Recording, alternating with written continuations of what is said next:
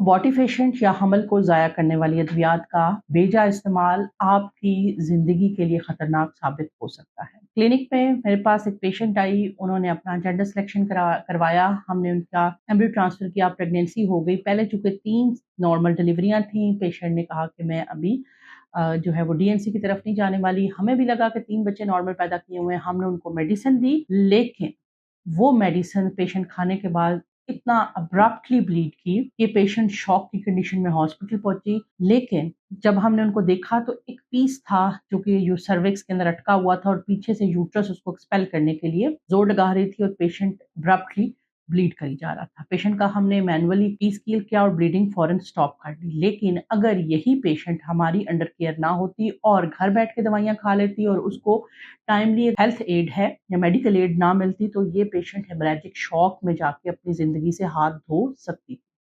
लिहाजा इस पे मैंने सोचा कि हम बड़े आराम से पेशेंट को प्रेगनेंसी होती है तो कहते हैं आप फलां वाली मिसकैरेज वाली गोली खा लें। मिसकैरेज की जो टैबलेट्स होती हैं, इनकी जो डोज़ होती है that should be decided at the scan of the pregnancy और ये उस अल्ट्रासाउंड के मुताबिक डोज़ और आपकी ऊपर एक एक्सपर्ट फिजिशियन होना चाहिए जिसके ऊपर आप किसी इमरजेंसी की सूरत में उसको रिपोर्ट बैक कर सकें ताकि आपके लिए इमरजेंसी ना हो। अबॉर्शन की दवाइयाँ कभी भी रात के टाइम पे इस्तेमाल नहीं करनी चाहिए क्योंकि रात के टाइम में यूजुअली मेडिकल एड अवेलेबल नहीं होती है और यूजुअली हम पेशेंट से कहते हैं कि अगर आपने दवाइयों से मिसकैरेज करना है तो कोशिश करें सुबह 6 बजे से स्टार्ट करें प्रोसेस को ताकि दिन में अगर कोई आपको इमरजेंसी होती है तो आपको मेडिकल एड मिल सके। अबॉर्शन की दवाइयाँ एक ख़ास डोज़ से ऊपर अगर चली जाती हैं तो उससे हैबिचुअल अबॉर्शन का खतरा हो जाता है। यानी अगर एक ख़ास डोज़ से ज़्यादा आपने मेडिसिन खा ली है, तो उससे क्या होता है कि आपके बार-बार मिसकैरेजेस का रिस्क बढ़ जाता है क्योंकि यूट्रस कमज़ोर हो जाती है। अबॉर्शन की दवाइयाँ जब पेशेंट खाता है, ये ब्लड में शामिल होती हैं, तो इनका ब्लड फ्लो यूट्रस की तरफ बढ़ता है और यूट्रस के मसल के अंदर ये कॉन्ट्रैक्शंस पैदा करती हैं और अपनी तरफ से एक लेबर का प्रोसेस शुरू करती हैं ताकि यूट्रस अपने आप को खाली कर दे।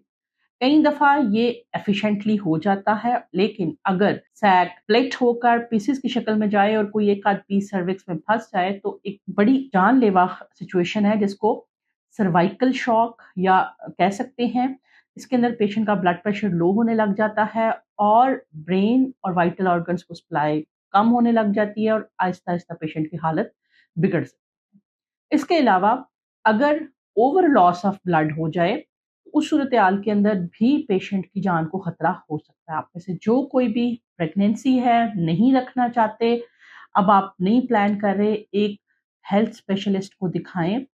आप इस बच्चे से जान छुड़ाते-छुड़ाते पीछे जो 3 हैं, उनके लिए प्रॉब्लम क्रिएट कर सकते हैं। तो लिहाज़ा मेडिकल सुपरविजन में हर मेडिसिन यूज़ होनी चाहिए। माइज़ोप्रोस्टोल जो यूज़ होती है अबॉर्टिफेशन के लिए, इसका इवन एलर्जिक रिएक्शन पेशेंट में बहुत ज़्यादा कँपकँपी जो है तारी कर सकता है, ब्लड प्रेशर लो कर सकता है और एनाफाइलेक्टिक शॉक तक लेके जा सकता है। ये सारी चीज़ें हम पेशेंट को कहते हैं कि एक सिंपल सी आने वाली पैनाडोल की दवाई के पत्ते के ऊपर अगर आप पढ़ें तो उसके इतने साइड इफ़ेक्ट्स लिखे होते हैं, तो ये तो वो मेडिसिन्स हैं जो कि वाक़तन ही रिएक्शन कर सकती हैं और आपकी ज़िंदगी को थ्रेटन कर सकती हैं। लिहाज़ा आप में से जो कोई भी अबॉर्शन की दवाइयाँ, टॉफ़ियाँ समझ के खा रहे हैं, उन पे एक दफ़ा उनको होल्ड ऑन होना चाहिए। पाकिस्तान में डीएनसी एसोसिएटेड सेप्सिस जो था वो one of the major cause of maternal mortality है। इसके अलावा जो अनड्यू यूज़ ऑफ अबॉर्टिफेशंट है, ये भी मैटरनल जो मॉर्बिडिटीज़ हैं, उसकी एक बड़ी इम्पोर्टेंट कॉज़ हो सकती है।